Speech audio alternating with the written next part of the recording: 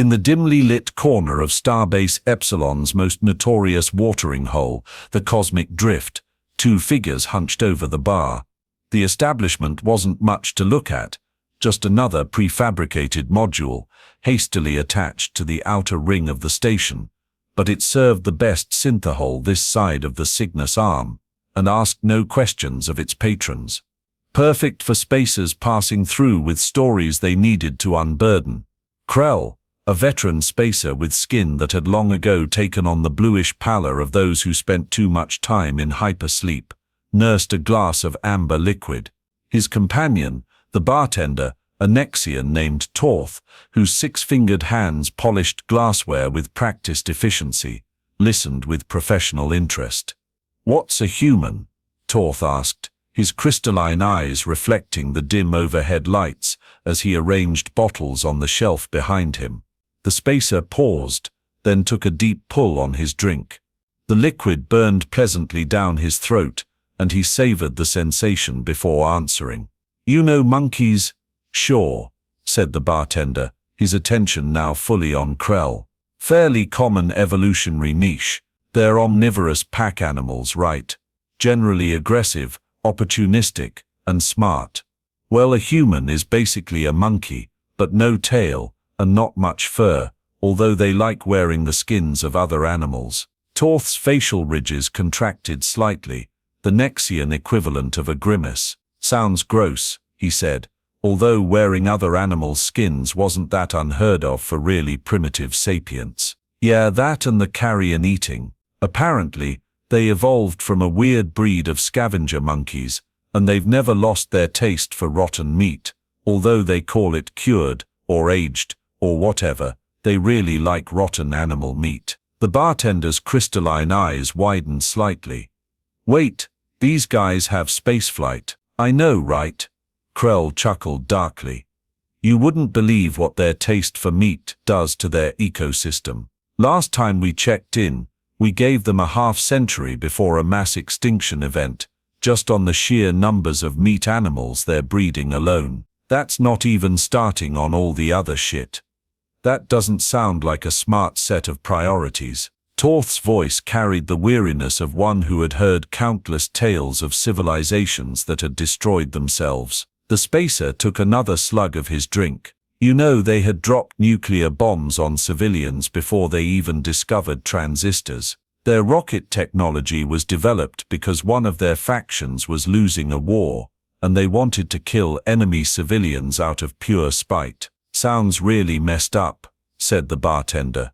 "Yeah, well, they probably won't be there the next time we swing by." "They getting their shit together?" asked the bartender, sounding surprised. "Quite the opposite. Stats show that only 4% of societies that deploy nuclear weapons before establishing a multi-planetary civilization survive the next century. So they're already living beyond their odds. Plus they've managed to wreck their ecosystem as badly as I've ever seen. Like mass extinctions. These monkeys breathe mass extinction. They were driving other animals into extinction before they'd invented the wheel. No, I mean total ecosystem collapse. High odds of lowering the habitability rating of their planet, at least to the point where they can't support their current population. Low odds of lowering it so badly that it can't support large land animals." The spacer frowned into the dregs of his drink. "You guys going to intervene?" Torth asked, refilling Krell's glass without being asked. "Well, the guys on the mission all wanted to, but we kicked it up the command chain, and they basically told us we don't have the budget. Better to let the monkeys eat each other and start over." "Harsh, that's the galaxy," said the spacer, raising his glass in a mock toast. "Sucks to suck." Krell hadn't always been this cynical. 70 cycles ago, when he'd first joined the Galactic Survey Corps as an eager young xenobiologist, he'd been full of the kind of idealism that made for good recruitment hollows, but poor field agents. His childhood on the lush agricultural world of Verdant had left him woefully unprepared for the harsh realities of the cosmos. But he'd learned. The galaxy had a way of teaching its lessons with brutal efficiency. His first assignment had been routine, cataloging microbial life on a gas giant's moon, but his commanding officer, Commander Shavka, had been a veteran of the infamous Regelian uprising. Shavka had seen what happened when well-meaning survey teams interfered with developing civilizations. The rebellion had claimed millions of lives and left an entire system in ruins. The memory of it haunted the commander's every decision. Never forget, Shavka had told Krell during one of their long watches that every civilization must find its own path. Our observations are meant to enrich the archives, not to judge or interfere. Krell had nodded dutifully, but in his heart, he'd thought the commander overly cautious. Surely there were times when intervention was not just permitted but morally necessary. That was before Earth, before the humans. The Earth survey mission had been Krell's first command, 70 years after those early days with Shavka. The assignment had seemed straightforward, one of countless routine check-ins on developing civilizations scattered throughout the galaxy. Earth had been visited before, of course. The archives contained records dating back thousands of cycles, documenting the slow progress of the curious bipedal primates that had, against all odds, become the dominant species on their blue-green world. Don't get attached, his superiors had warned him. These surveys are scientific endeavors, not rescue missions. And yet, as Krell and his team had orbited the planet in their cloaked vessel, systematically gathering data on the humans' technological development, resource usage, and societal structures, he couldn't help but feel a growing sense of fascination and dread. They're killing themselves, Elix, his atmospheric specialist, had reported during their third week of observation. The slender Phelan's delicate fingers had danced across holographic displays, pulling up data charts that showed atmospheric carbon concentrations rising at alarming rates. And they know it. Their scientists have been warning them for over a century, but their political and economic systems seem incapable of addressing the problem. Perhaps they don't fully understand the consequences, Krell had suggested, trying to maintain the detached perspective expected of a survey commander. Oh, they understand, Niv, the cultural analyst had countered.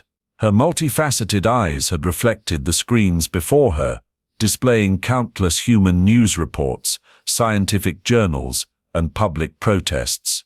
They have the data. They have the technology to transition away from fossil fuels. What they lack is the will to make short-term sacrifices for long-term survival. Krell had found it difficult to comprehend. In the vast catalogue of species the Corps had studied, self-destruction on this scale, with such clear awareness of the consequences, was vanishingly rare. The weeks of observation had turned into months. The team had watched as the humans continued their frantic consumption, their endless wars, their relentless expansion.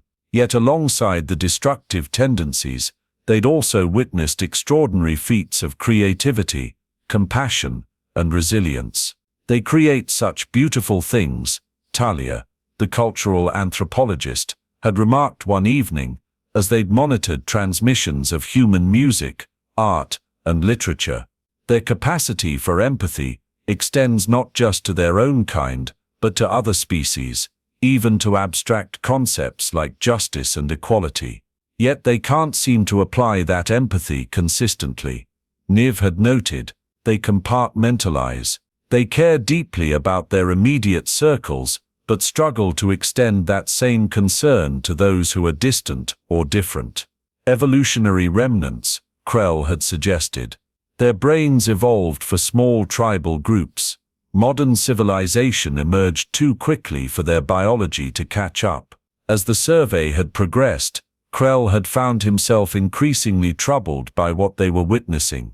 The humans were standing at a precipice, 1 foot already in the abyss, yet still dreaming of the stars. They'd sent primitive probes to nearby planets, established a crude orbital station, and were making serious plans for extraplanetary colonies. But their window of opportunity was closing rapidly. Should we contact them? He'd finally asked during a team meeting, giving voice to the question that had been growing in his mind.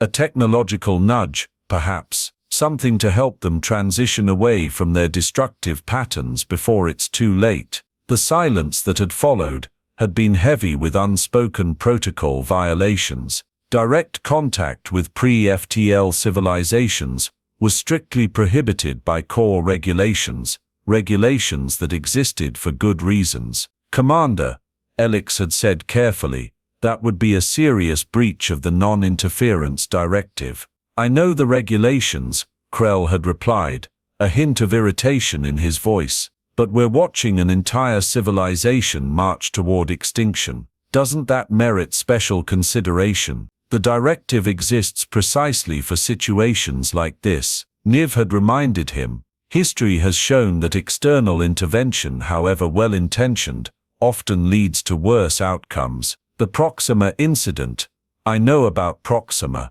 Krell had interrupted. "But this is different. We wouldn't be imposing our values or technologies, just a nudge in a direction they're already trying to go."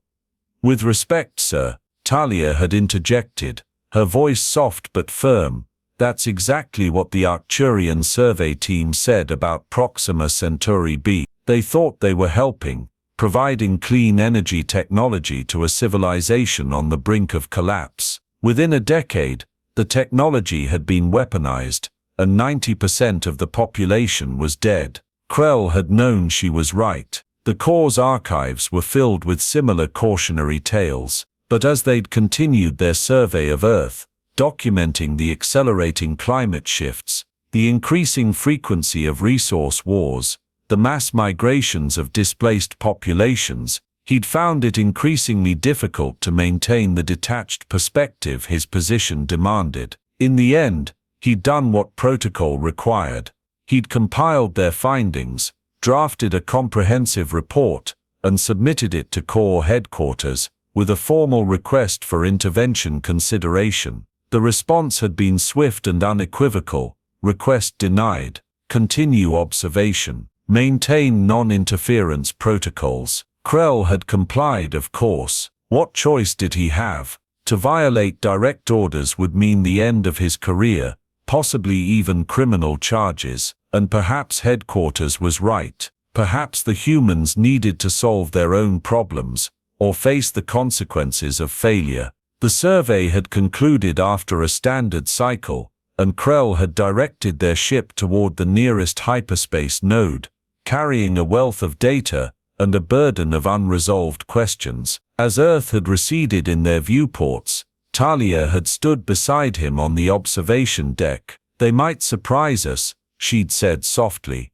"According to the historical records, they've faced existential challenges before, and managed to pull back from the brink." "Perhaps," Krell had replied, not entirely convinced. "But the challenges they face now are of a different magnitude. They've altered the fundamental systems that sustain life on their planet. There's no historical precedent for successfully navigating that kind of change." "Then they'll have to create one," Talia had said. "Or they won't be around when we come back for the next survey." And now, 50 cycles later, there would be no next survey. Earth had been removed from the regular monitoring schedule, categorized as an anticipated regression event. Resources were limited, and Core Command saw little value in documenting what statistical models predicted with high confidence: the collapse of human civilization and the possible extinction of the species. Krell took another drink,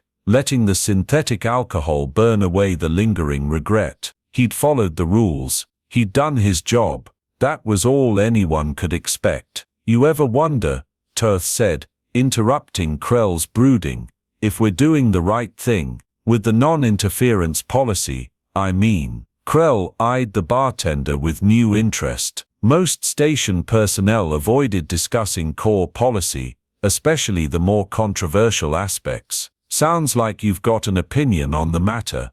Torth shrugged, his shoulder plates shifting with emotion. "I hear things in this place. Spacers talk, especially after a few drinks, and the stories about Earth aren't unique. There are a lot of species out there making the same mistakes, and you think we should save them from themselves?" Krell asked, unable to keep the bitterness from his voice. I didn't say that, Torth replied. But I wonder if there's a middle ground between full intervention and standing by while a promising species wipes itself out. Krell snorted. Core policy doesn't do middle ground. The directive is clear. No interference with pre-FTL civilizations. Period. Even if that means watching billions die. The galaxy is full of death, bartender, Krell said, draining his glass. Supernovas wipe out entire star systems. Black holes devour worlds. Gamma-ray bursts sterilize whole regions of space. Individual species rise and fall. It's not our place to decide which ones deserve to be saved. But we're not talking about natural disasters, Torth persisted. We're talking about preventable catastrophes, about knowledge that could make a difference. Krell regarded the bartender thoughtfully. There was something in Torth's intensity that went beyond casual philosophical debate. You seem awfully invested in this topic. Torth hesitated, then leaned closer across the bar. My great-grandfather was Proximan. Krell felt a chill that had nothing to do with the station's environmental systems. The Proxima incident was one of the most notorious failures of premature contact in core history. I thought all Proximans were extinct. Nearly, Torth confirmed. A few thousand escaped off-world before the end. My ancestor was one of them. He never spoke about what happened, but he kept a journal. I found it after he died. Krell shifted uncomfortably on his stool. The Corps had classified most details of the Proxima incident, releasing only enough information to justify the strict enforcement of the non-interference directive. Listen, I'm not sure this is a conversation we should be having. I'm not blaming the Corps, Torth said quickly. From what I've read, the survey team genuinely thought they were helping. The Proximans were facing an energy crisis that threatened to collapse their civilization. The team provided plans for fusion technology that would have solved the problem. But the Proximans weren't ready, Krell finished. Every Corps officer knew this much of the story. Their social and political systems couldn't handle the implications of the technology. That's the official version, Torth agreed. But my great-grandfather's journal tells a different story. The fusion technology worked exactly as intended. It was clean, efficient, and quickly adopted across the planet. The problem wasn't the technology itself. It was that it disrupted the power structures that had existed for centuries. Those who controlled the old energy sources saw their influence waning, and they responded by weaponizing fear. Krell frowned. This wasn't the version of events he'd been taught. What are you saying? I'm saying that the war that destroyed Proxima wasn't caused by the technology. It was caused by those who stood to lose their privilege when the technology succeeded. They created propaganda, fomented divisions, and eventually manufactured a conflict that destroyed everything. And you think the same thing is happening on Earth? Krell asked, trying to follow the bartender's logic. I think history repeats itself, Torth said. I've served drinks to enough spacers to hear the patterns. Civilizations reach a point where they have to choose between transformation and extinction. And too often, those with power choose extinction for all rather than transformation that might diminish their status. Krell wanted to dismiss the bartender's analysis as simplistic, but his own observations of Earth nagged at him. Hadn't they seen the same pattern there? Entrenched interests resisting necessary changes, even as the consequences became increasingly dire. Even if you're right, Krell said, what's the alternative? Direct intervention has its own risks. The Corps has good reasons for its policies. Torth glanced around the nearly empty bar, then reached beneath the counter and pulled out a small data crystal. Maybe there's another way, he said quietly, sliding the crystal across the bar. A network of people who believe in a more nuanced approach to developing civilizations. Krell stared at the crystal, but didn't touch it. Are you suggesting what I think you're suggesting? I'm not suggesting anything, Torth replied, his expression carefully neutral. Just sharing some reading material with a customer. What you do with it is your business. Krell knew he should report this immediately. Unauthorized contact with pre-FTL civilizations was a serious crime under galactic law. But then again, so was possessing restricted information about core operations, which this crystal almost certainly contained. "Why me?" he asked finally. "Because you care," Torth said simply. "I've been serving drinks in this station for 20 cycles. I can tell the difference between someone who's just following orders and someone who's haunted by them." Krell's hand hovered over the crystal. Taking it would mean crossing a line, one he'd respected throughout his long career. But leaving it, and the possibility it represented, felt equally impossible. "They're not all like the humans, you know," he said, still not touching the crystal. "Some species are genuinely dangerous, expanding too quickly, too aggressively. The galaxy would be better off if they never developed interstellar travel." "True," Torth acknowledged. "But that's not what's happening on Earth, is it? The humans aren't threats to the galaxy, they're threats to themselves, and maybe, just maybe, they deserve a chance to be better than the worst versions of themselves." Krell thought about Earth, about the strange contradictory creatures that inhabited it, capable of both breathtaking cruelty and profound compassion, creating art of staggering beauty while despoiling the very world that sustained them, dreaming of the stars even as they poisoned their atmosphere. "You're asking me to throw away my career," he said finally. "Possibly my freedom." "I'm not asking you to do anything," Torth corrected. "I'm offering you information. What you do with it is your choice." Choice. Such a simple word for such an impossible burden. Krell stared at the crystal for a long moment, then made his decision. 3 standard months later, Krell stood on the observation deck of the research vessel Astral Seeker, watching as a small, nondescript probe was ejected from the launch bay. The ship was officially on a routine survey mission to an uninhabited system 3 light-years from Earth, close enough for the probe to reach its actual destination without arousing suspicion, but far enough that the deviation wouldn't be immediately obvious in their flight logs. "Probe away," reported the launch technician, a young Talaxian whose loyalty Krell had carefully cultivated over several previous missions. "Trajectory nominal." "Thank you, Nem," Krell replied, keeping his voice casual despite the tension coiling in his gut. "Standard data collection protocol. We'll retrieve it when we complete our survey of the outer planets." "Yes, Commander," Nem acknowledged, entering the appropriate codes into the system. What the logs wouldn't show was that the probe contained more than standard atmospheric sensors and geological analyzers. Hidden within its unremarkable shell was an information package, carefully curated technological data that would appear to come from human researchers, not alien intervention.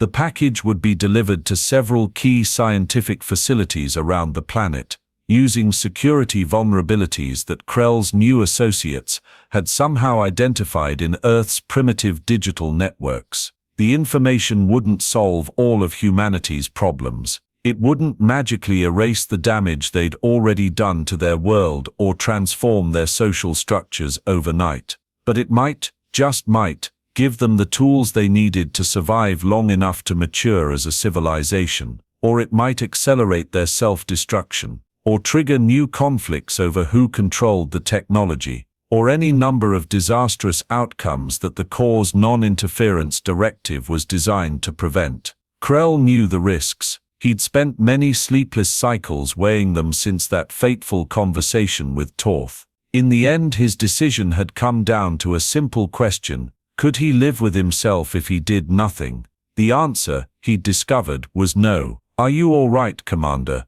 Nem asked, breaking into his thoughts. "You seem distracted." Krell forced a smile.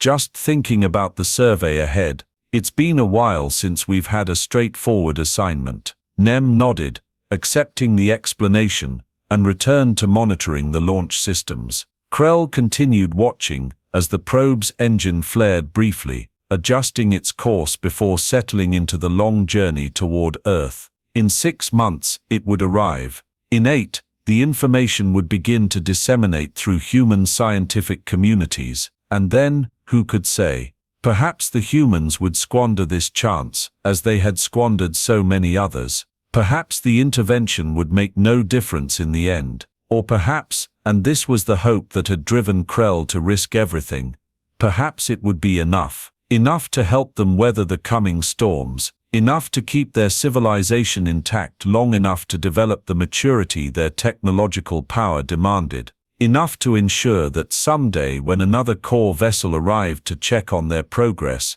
they would find not the ruins of yet another failed experiment in sentience, but a species that had found its way through the darkness and emerged scarred but wiser, on the other side. It was a slim hope, but Krell clung to it as he watched the probe disappear into the vastness of space, carrying with it the fate of a world and the weight of his betrayal. Years passed. Krell continued his duties with the core, careful to give no indication of his unauthorized actions. The network Torth had introduced him to operated in the shadows of galactic society, its members scattered across various institutions, all united by a common belief that the strict non-interference policy sometimes did more harm than good.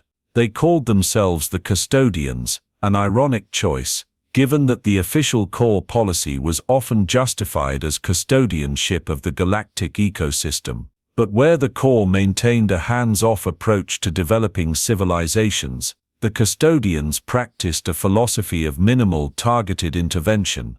They provided no weapons, no faster-than-light technology, nothing that could threaten other civilizations, only the knowledge needed for a species to survive its own development. Krell had become a valuable asset to the network, his position within the core providing access to information about vulnerable civilizations. He didn't assist with every intervention, many he deemed unnecessary or too risky. But in cases where he believed the potential benefits outweighed the dangers, he provided what help he could. Earth, however, remained his primary concern. Through carefully encrypted communications, he monitored the effects of the information package they'd delivered.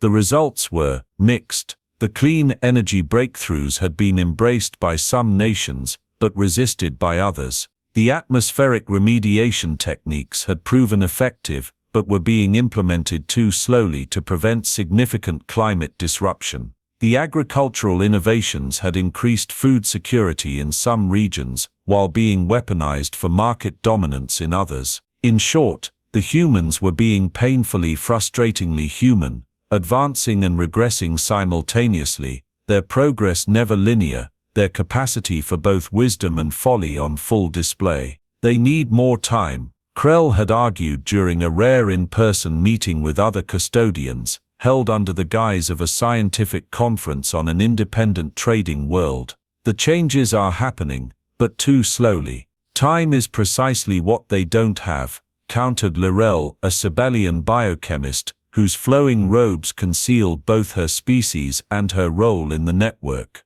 Our models suggest they have less than 3 decades before ecological collapse passes critical thresholds. Then we need to do more, Krell had insisted. Another information package, more targeted this time. That would increase the risk of detection, warned Dax, a grizzled security specialist whose species and history remained a mystery even to most custodians, both by core monitors and by the humans themselves. If they realize the technology isn't their own, they're not ready for contact, Lorel had agreed. Their societies are too fractured, their ideologies too rigid. Learning they're not alone in the universe could destabilize them further, not unite them. The debate had continued without resolution, as most custodian meetings did. They were united in purpose but divided on methods, the eternal dilemma of those who sought to help without controlling. In the end, they had settled on a compromise, a smaller, more targeted intervention, focused on regions showing the most receptivity to the previous information. A nudge, rather than a push, hoping to accelerate the positive trends already emerging. Krell had returned to his duties afterward, Outwardly the same dedicated corps officer he'd always been, inwardly increasingly torn between his official responsibilities and his clandestine activities. Each survey mission brought new candidates for intervention, new ethical dilemmas, new risks of discovery.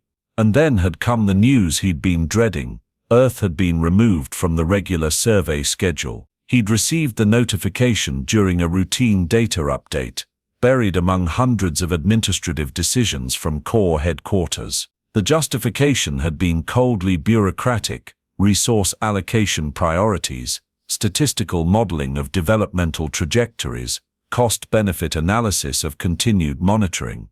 But the implication had been clear. The Corps had written off humanity as a failed experiment, not worth the resources to document its demise. Krull had immediately requested assignment to the sector containing Earth, citing his previous experience with the survey. The request had been denied without explanation. Subsequent attempts through unofficial channels had met similar dead ends. Someone at headquarters, it seemed, had flagged the system for isolation, which had left him with limited options. He couldn't access a Corps vessel without authorization, and any unauthorized approach to Earth would trigger automatic alerts. Private transport was theoretically possible, but practically impossible to arrange without leaving traces that would eventually lead back to him. In the end, he'd been forced to rely on second-hand information, rumors from commercial vessels that occasionally passed near the system,